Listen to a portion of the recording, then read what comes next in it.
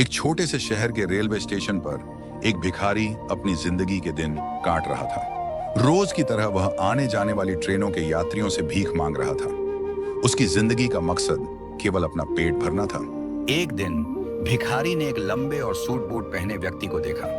उसने सोचा, यह व्यक्ति अमीर लगता है, इससे भीख मांगने पर मुझे कुछ अच्छा मिल सकता है। लेकिन वह व्यक्ति बोला, तुम हमेशा मांगते ही रहते हो, क्या तुमने कभी किसी को कुछ दिया है?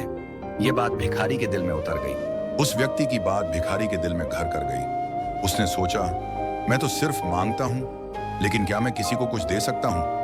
उसने फूलों को देखा और सोचा, क्यों ना मैं भीख के बदले में लोगों को फूल दूं।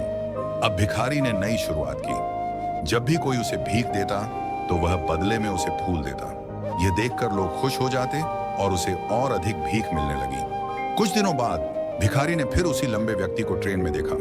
उसने कहा, आज मेरे पास आपको देने के लिए फूल हैं। उस व्यक्ति ने कहा, वाह, तुम तो अब व्यापारी बन गए हो। यह सुनकर भिखारी के भीतर आत्मविश्वास की नई लहर दौड़ गई। उस दिन के बाद भिखारी ने अपनी सोच को बदल दिया। वह खुद को भिखारी नहीं बल्कि एक व्यापारी समझने लगा।